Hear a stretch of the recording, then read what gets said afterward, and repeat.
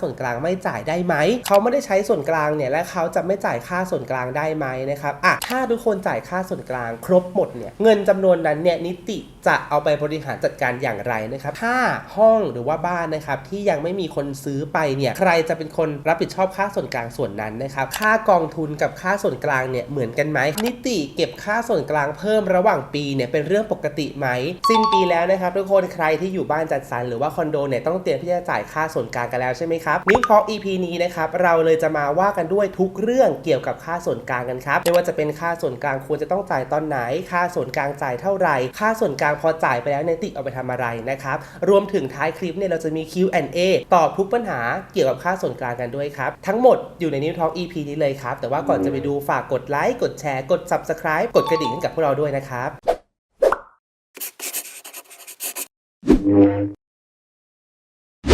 บหัวข้อแรกในวันนี้นะครับทุกคนเชื่อว่าหลายคนคลิกเข้ามาดูคลิปนี้เนี่ยด้วยคำถามข้อนี้แน่นอนคือเขาไม่ได้ใช้ส่วนกลางเนี่ยและเขาจะไม่จ่ายค่าส่วนกลางได้ไหมนะครับคำถามนี้นะครับสามารถแบ่งคำตอบออกได้เป็น3ส่วนด้วยกันนะครับก็คือ1ในแง่ของกฎหมายก่อนเลยในเรื่องของกฎหมายนะครับทุกคนหลายคนอาจจะคิดว่าไม่มีกฎหมายตัวไหนมารองรับการเก็บค่าส่วนกลางเนื่องจากเป็นการเก็บเงินของนิติบุคคลอาคารชุดเหล่านั้นนะครับแต่จริงๆแล้วเนี่ยค่าส่วนกลางเนี่ยมันถูกระบุไว้ในกฎหมายพรบอาคารชุดด้วยนะก็คือพรบอาคารชุดฉบับปรับปรุงนะครับปี2551มาตรา11นะครับระบุเอาไว้เกี่ยวกับกรณีที่ไม่จ่ายค่าส่วนกลางนะครับแบ่งเป็น2ส่วนด้วยกันคือกรณีไม่จ่ายค่าส่วนกลางหรือค้างชำระไม่เกิน6เดือนนะครับนิติบุคคลสามารถเรียกค่าปรับได้ไม่เกิน 12% ต่อปีของจำนวนที่ค้างชำระและห้ามคิดทบต้นทบดอกครับ2คือกรณีที่ไม่จ่ายและค้างชำระเกิน6เดือนนะครับนิติบุคคลสามารถเรียกค่าปรับได้ไม่เกิน 20% ต่อปีและสามารถสั่งห้ามไม่ให้ใช้ส่วนกลางได้เช่นตัดน้ำยกเลิกบัตรจอดรถและห้ามใช้สระว่ายน้ำฟิตเนสสปารวมถึงไม่มีสิทธิ์ออกเสียงในการประชุมแต่ละครั้งด้วยเป็นต้นครับซึ่งนิตินะครับทุกคนเขาก็จะมีการส่งหนังสือแจ้งเตือนไปยังลูกบ้านแหละว่าคุณลืมชำระค่าส่วนกลางนะถึงเวลาต้องจ่ายค่าส่วนกลางแล้วนะแต่ว่าข้อมูลส่วนนี้เนี่ยมันก็สามารถยืนยันได้ครับว่าถ้าเกิดว่าเราไม่จ่ายค่าส่วนกลางเนี่ยมีความผิดทางกฎหมายแน่นอนข้อ2นะครับในแง่ของเจ้าของร่วมครับทุกคนตรงนี้เนี่ยเบนไม่ได้มีข้อมูลมายืนยันนะแต่ว่าเบนจะขอเล่าในฐานะคนที่เป็นเจ้าของร่วมคอนโดเหมือนกันก็แล้วกันนะครับคือค่าส่วนกลางเนี่ยเบนรู้สึกว่ามันเป็นสิ่งที่เจ้าของร่วมหรือว่าลูกบ้านทุกคนเนี่ยจะต้องรับผิดชอบร่วมกันนะครับการที่เราไม่จ่ายค่าส่วนกลางเนี่ยมันเหมือนเป็นการเอาเปรียบเจ้าของร่วมท่านอื่นนะครับและท้ายที่สุดแล้วเนี่ยนิติเนี่ยก็จะไม่มีเงินมากพอนะครับที่จะบริหารจัดการค่าใช้จ่ายส่วนต่างๆในโครงการสุดท้ายแล้วเนี่ยผลเสียมันก็วกกลับมาที่เราอยู่ดีครับฉะนั้นนะครับค่าส่วนกลางเนี่ยถือเป็นค่าใช้จ่ายที่มีความจำเป็นมากๆนะครับแล้วก็ควรจะจ่ายให้ตรงตามกำหนดด้วยนะครับสุดท้ายนะครับทุกคนข้อ3ในแง่ของสัญญาครับคือตอนที่เราทำการเซ็นสัญญาซื้อขายไม่ว่าจะเป็นบ้านหรือคอนโดเนี่ยเขาจะมีการระบุเอาไว้แล้วนะครับว่าเจ้าของบ้านเนี่ยจะต้องมีการยินยอมที่จะรับผิดชอบในค่าใช้จ่ายส่วนนี้ก็คือค่าส่วนกลางนั่นแหละฉะนั้นเนี่ยถ้าเกิดว่าเราไม่จ่ายค่าส่วนกลางนะครับนอกจากผิดกฎหมายตามที่บอกไปในข้อ1แล้วเนี่ยยังจะผิดสัญญาซื้อขายกับทางโครงการด้วยครับต่อไปครับทุกคนเป็นขอขยายความให้นิดหนึ่งว่าจะเกิดอะไรขึ้นถ้าเกิดว่าคอนโดหรือว่าหมู่บ้านของเราเนี่ยมีค่าส่วนกลางไม่เพียงพอนะครับอันนี้อาจจะเป็นผลพวงมาจากที่ลูกบ้านนะครับจำนวนมากไม่ยอมจ่ายค่าส่วนกลางนะครับผลเสียเนี่ยจะถูกแบ่งออกมาได้4รูปแบบด้วยกันนะครับขึ้นให้ตามนี้เลยอันดับแรกนะครับทุกคนงบประมาณในการดูแลรักษานะครับจะมีปัญหาที่เห็นเด่นชัดที่สุดนะครับคือส่วนกลางเราอาจจะเริ่มชำรุดนะครับแล้วก็เริ่มโทรมใช้งานได้ไม่เต็มที่นะครับส่วนที่2คือระบบรักษาความปลอดภัยนะครับอาจจะเกิดความบกพร่องทั้งในส่วนที่ต้องใช้โคนอุปกรณ์ต่างๆนะครับอันนี้สำคัญมากนะ3ค่าบำรุงรักษาโครงการจะสูงขึ้นนะครับทุกคนเนื่องจากมีความทรุดโทรมหลายส่วนรวมถึงอุปกรณ์ใดๆที่ต้องบำรุงอย่างสม่ำเสมอนะครับจะเริ่มเสียหายครับและสุดท้ายนะครับทุกคนผลกระทบสุดท้ายที่ย้อนมาคือราคาสังหาริมทรัพย์ของเราจะตกจากความทรุดโทรมของตัวอาคารและก็ส่วนกลางครับข้อนี้เนี่ยใครที่ซื้อคอนโดเนี่ยเขาจะต้องหวังกำไรตอน exit ตอนที่จะขายออกอยู่แล้วเนาะฉะนั้นเนี่ยการที่นิติมีเงินไม่พอบริหารค่าส่วนกลางเนี่ยถือเป็นผลเสียในระยะยาวด้วยนะครับทีนี้ต่อไปครับทุกคนเรารู้แล้วว่าค่าส่วนกลางเนี่ยตามกฎหมายแล้วไม่จ่ายไม่ได้ตามสัญญาซื้อขายแล้วไม่จ่ายก็ไม่ได้เช่นเดียวกันรวมถึงถ้าค่าส่วนกลางไม่พอเนี่ยมันจะเกิดผลเสียกับคอนโดกับหมู่บ้านของเราอย่างไรบ้างนะครับทีนี้ข้อต่อไปคำถามคือถ้าทุกคนจ่ายค่าส่วนกลางครบหมดเนี่ยเงินจำนวนนั้นเนี่ยนิติจะเอาไปบริหารจัดการอย่างไรนะครับข้อมูลส่วนนี้นะครับทุกคนเป็นได้มาจาก Green Property นะครับเขาบอกว่านิติจะมีการจัดสรรค่าส่วนกลางนะครับออกเป็น4ส่วนด้วยกันได้แก่ 65% นะครับเป็นค่าจ้างในการบริหารโครงการค่าจ้างบริษัทรักษาความปลอดภัยค่าจ้างทำความสะอาดและค่าดูแล สวนครับ 20% จะเป็นค่าสาธารณูปโภคพื้นฐานนะครับได้แก่ไฟฟ้าประปาโทรศัพท์และอินเทอร์เน็ตครับ 10% เป็นค่าซ่อมบำรุงรักษานะครับไม่ว่าจะเป็นค่าซ่อมแซมค่าใช้จ่ายในการดูแลรักษานะครับการจัดซื้อสารเคมีดูแลสภาพน้ำในสระว่ายน้ำการเติมน้ำมันระบบปั๊มดับเพลิงนะครับค่าใช้จ่ายในการซ่อมแซมอุปกรณ์หรือว่าเครื่องจักรต่างๆเป็นต้นนะครับโดยเฉพาะอย่างยิ่งเมื่อบ้านหรือคอนโดมีอายุมากขึ้นเนี่ยค่าใช้จ่ายส่วนนี้เนี่ยอาจจะมีการเพิ่มเติมมากขึ้นด้วยนะครับส่งผลให้ค่าใช้จ่ายส่วนนี้นะครับมีการเพิ่มเติมขึ้นทุกปีนะครับเป็นค่าใช้จ่ายต่อเนื่องเนาะก็อาจจะมีการปรับตามอายุของโครงการไปเรื่อยๆครับสุดท้ายนะครับอีก 5% ที่เหลือเป็นค่าใช้จ่ายกิจกรรมและค่าใช้จ่ายเบ็ดเตล็ดครับอันนี้บอกก่อนนะครับว่ามันเป็นการคิดคำนวณคร่าวๆเท่านั้นและเป็นเองนะครับก็รู้สึกว่าแต่ละโครงการเนี่ยเขาจะมีการจัดสรรสัดส่วนของค่าใช้จ่ายแต่ละแบบในโครงการเนี่ยแตกต่างกันนะครับถ้าเกิดว่าเราสงสัยว่าโครงการของเราเนี่ยนำเงินค่าส่วนกลางไปจัดสรรส่วนไหนเป็นกี่เปอร์เซ็นต์บ้างเนี่ยก็สามารถสอบถามทางนิติได้นะครับเป็นข้อมูลที่นิติเนี่ยสามารถเปิดเผยกับลูกบ้านได้อยู่แล้วครับทีนี้ต่อไปครับทุกคนค่าส่วนกลางต้องจ่ายตอนไหนจากข้อมูลที่เรามีนะครับทุกคนส่วนมากแล้วเนี่ยค่าส่วนกลางคอนโดเนี่ยทางโครงการเขาจะไม่ได้ระบุนะครับว่าจะต้องเรียกเก็บช่วงไหนแต่ว่าส่วนมากแล้วก็จะเป็นช่วงเดือนมกราหรือว่าช่วงต้นปีของแต่ละปีนะครับซึ่งลูกบ้านเนี่ยก็สามารถจ่ายล่วงหน้าได้ครับส่วนกรณีคือคอนโดที่เซกเมนต์สูงๆนะครับ Luxury Class ต่างๆนะครั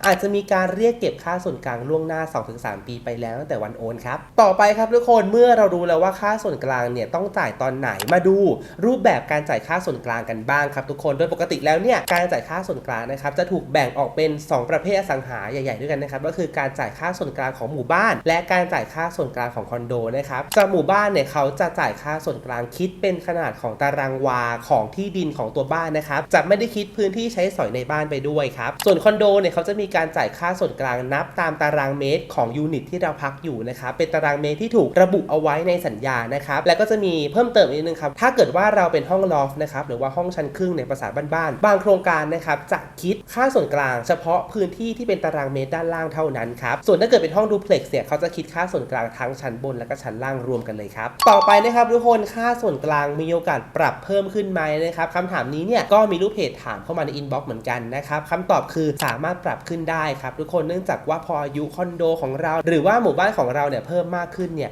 พวกค่าบำรุงรักษาต่างๆนะครับก็จะมีการเพิ่มขึ้นตามไปด้วยฉะนั้นเนี่ยก็อาจจะมีการปรับขึ้นค่าส่วนกลางนะครับเพื่อให้ค่าใช้จ่ายมันพอดีกันหรือนะครับอาจจะมีการปรับขึ้นเนื่องจากว่ามีค่าครองชีพที่เพิ่มสูงขึ้นนะครับค่าน้ำค่าไฟค่าจ้างบุคลากรต่างๆที่ต้องปรับขึ้นตามอัตราเงินเฟ้อต่างๆก็เป็นเหตุผลเช่นเดียวกันแต่นะครับก็ใช่ว่าจะสามารถเพิ่มกันได้ง่ายๆนะครับเนื่องจากว่านิติเนี่ยก็จะต้องมีการร่างขึ้นมานะครับว่าเหตุผลในการขอเพิ่มค่าส่วนกลางเนี่ยคืออะไรมีข้อ1ข้อ2ข้อ3มีอะไรที่เป็นปัจจัยสำคัญในการเพิ่มค่าส่วนกลางบ้างนะครับรวมถึงก็จะต้องมีการเรียกประชุมลูกบ้านนะครับแล้วก็มติเนี่ยในการประชุมจะต้องเห็นพ้องต้องกันนะครับว่าการเพิ่มค่าส่วนกลางในครั้งนี้เนี่ยเป็นสิ่งที่ลูกบ้านส่วนใหญ่เห็นด้วยครับและก็มีเพิ่มเติมทุกคนในสัญญาซื้อขายเนี่ยปกติแล้วนะครับเขาจะมีการระบุเอาไว้ด้วยนะว่าเขาจะมีการปรับขึ้นค่าส่วนกลางเท่าไหร่บางโครงการก็3ปีบางโครงการก็5ปีคือหมายความว่าทุกๆ3ปีหรือ5ปีนะครับเพื่อให้จำนวนเงินค่าส่วนกลางนะครับมันครอบคลุมต่อค่าใช้จ่ายที่สูงขึ้นนั่นเองครับเรื่องเพิ่มค่าส่วนกลางเนี่ยคำตอบเนี่ยเคลียร์แล้วว่าโอเคมันจะมีการเพิ่มแหละจากปัจจัยอะไรบ้างแต่ทีนี้การขอลดค่าส่วนกลางล่ะสามารถทำได้หรือเปล่าเพราะว่ามันก็จะมีกระแสว่าช่วงโควิด -19 ที่ผ่านมาเนี่ยนะครับหลายๆโครงการก็มีการปิดส่วนกลางใช่ไหมและลูกบ้านก็คิดว่าในเมื่อส่วนกลางมันปิดเนี่ยการจ่ายค่าส่วนกลางในอัตราเท่าเดิมเนี่ยมันจะเป็นค่าใช้จ่ายที่ไม่จำเป็นหรือเปล่านะครับก็คำตอบคือมันก็ทำได้แหละวิธีการนะครับก็จะคล้ายๆกับเมื่อสักครู่เลยแค่สลับด้านกันรอบนี้เนี่ยลูกบ้านนะครับจะต้องรวมกันเพื่อทำหนังสือยื่นที่นิตินะครับว่าทำไมเราถึงอยากที่จะขอลดค่าส่วนกลางนะครับเป็นเพราะว่าส่วนกลางมันปิดไม่ได้ใช้งานหรือว่าส่วนกลางบางส่วนควรที่จะยุบไปนะครับก็ให้ทำหนังสือไปที่นิตินะครับนิติก็จะมีการเรียกประชุมลูกบ้านเช่นเดียวกันถ้าเกิดมติของลูกบ้านเห็นพ้องต้องการเป็นจำนวนมากนะครับเกินสัก 60-70% เนี่ยก็สามารถที่จะปรับลดค่าส่วนกลางได้เช่นเดียวกันครับแต่ว่านิตินะครับจะต้องมีการพิจารณาด้วยครับว่าคำขอลดค่าใช้จ่ายส่วนกลางเหล่านี้เนี่ยมันจะมีผลกระทบกับการบริหารจัดการส่วนไหนในโครงการบ้างนะครับไม่ว่าจะเป็นเรื่องของบุคลากรในโครงการนะครับแม่บ้านนิติบุคคลนะครับพนักงานรักษาความปลอดภัยต่างๆนะครับรวมถึงระยะยาวนะครับมีผลกระทบอะไรไหมแต่ว่าทั้งหมดทั้งมวลนี้ยืนยันว่าสามารถทำได้แน่นอนครับ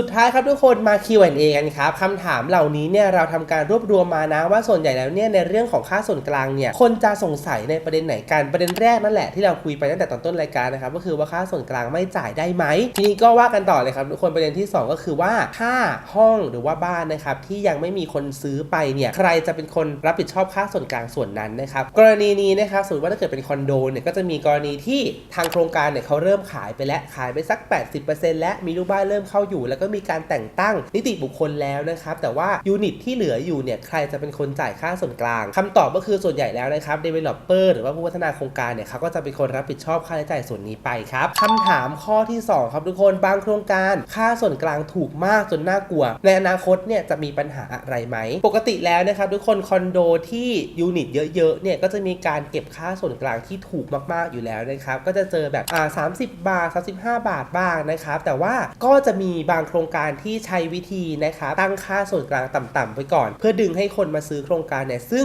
การที่ค่าส่วนกลางต่ำมากๆเนี่ยแน่นอนว่าในระยะยาวนะครับอาจจะมีผลทำให้ค่าส่วนกลางเนี่ยไม่พอให้นิติบริหารจัดการโครงการแน่นอนครับก็ลองพิจารณาดีครับว่าค่าส่วนกลางกับสัดส่วนของคอนโดกับส่วนกลางต่างๆในคอนโดเนี่ยมันสมเหตุสมผลกันไหมนะครับก่อนที่จะซื้อโครงการเราสามารถที่จะพิจารณาได้เลยครับคำถามต่อไปครับค่ากองทุนกับค่าส่วนกลางเนี่ยเหมือนกันไหมคำตอบคือไม่เหมือนกันนะครับทุกคนค่ากองทุนเนี่ยหมายถึงเงินที่เราจะต้องจ่ายนะครับตอนที่เราแรกเข้าตัวโครงการเนี่ยก็จะมีการคิดค่ากองทุนตามตารางเมตรของห้องเราเหมือนกันนะครับซึ่งค่ากองทุนเนี่ยนิติเขาจะเก็บเอาไว้นะครับเพื่อไปบริหารจัดการบางทีก็เอาไว้เป็นกองทุนยามฉุกเฉินของตัวโครงการนะครับหรือว่าบางโครงการเนี่ยนิติก็มีการเอาเงินกองทุนส่วนนี้นะครับไปลงทุนซื้อตราสารหนี้เพื่อให้กองทุนเหล่านี้เนี่ยมันงอกเงยนะครับแล้วก็มาใช้จ่ายในคอนโดได้ด้วยซึ่งแน่นอนนะครับว่าเงินส่วนนี้เนี่ยจะเป็นคนละส่วนกับค่าส่วนกลางคอนโดแน่นอนครับคำถามสุดท้ายครับนิติเก็บค่าส่วนกลางเพิ่มระหว่างปีเนี่ยเป็นเรื่องปกติไหมปกติอันนี้หลายคนอาจจะเคยเจอหรือบางคนอาจจะไม่เคยเจอก็ได้นะครับคือมันจะเกิดขึ้นในกรณีที่โครงการของเราเนี่ยมีค่าใช้จ่ายเพิ่มเติมที่ไม่เคยคาดคิดมาก่อนเกิดขึ้นอย่างเช่นนิตินะครับจะต้องมีการเรียกเก็บเงินส่วนนี้เพื่อไปเติมในกองทุนสำรองเนื่องจากว่ามีเหตุการณ์นะครับที่ทำให้จำเป็นต้องใช้เงินฉุกเฉินอย่างเช่นมีการซื้อประกันค่าส่วนกลางเพิ่มเติมหรือว่ามีการซ่อมแซมอะไรก็ตามนะครับที่ไม่ถูกระบุไว้ในค่าใช้จ่ายตั้งแต่แรกเนี่ยก็จะต้องมีการนำเงินสำรองไปใช้และก็ต้องเก็บเพิ่มเติมเพื่อทำให้เงินสำรองเนี่ยมันเต็มอยู่ตลอดเวลานั่นเองครับอันนี้เนี่ยแล้วแต่คอนโดนะบางโครงการก็ไม่ได้เก็บเพิ่มบางโครงการก็มีการเก็บเพิ่มแต่ว่านิติเนี่ยเขาก็จะชี้แจงครับว่าเก็บเพิ่มไปทำอะไรก็สามารถสอบถามได้เลยครับก็จะมีประมาณนี้นะครับทุกคนสำหรับเรื่องของค่าส่วนกลางเนาะคือคอนโดนิวเนี่ยช่วงนี้เนี่ยเรามีการทำโพสต์คำถามเนาะสมมติว่าเราจะทำคลิปเรื่องเกี่ยวกับอะไรเนี่ยเราจะมีการไปโพสต์ใน Facebook ของเรานะครับที่ Facebook คอนโดนิวเลยว่าใครที่มีข้อสงสัยเกี่ยวกับเรื่องอะไรเนี่ยก็ไปคอมเมนต์ใต้โพสต์นั้นได้นะครับแล้วก็จะเก็บคำถามเหล่านั้นเนี่ยมาทำเป็นนิวทอล์กแล้วก็ตอบคำถามเหล่านั้นใน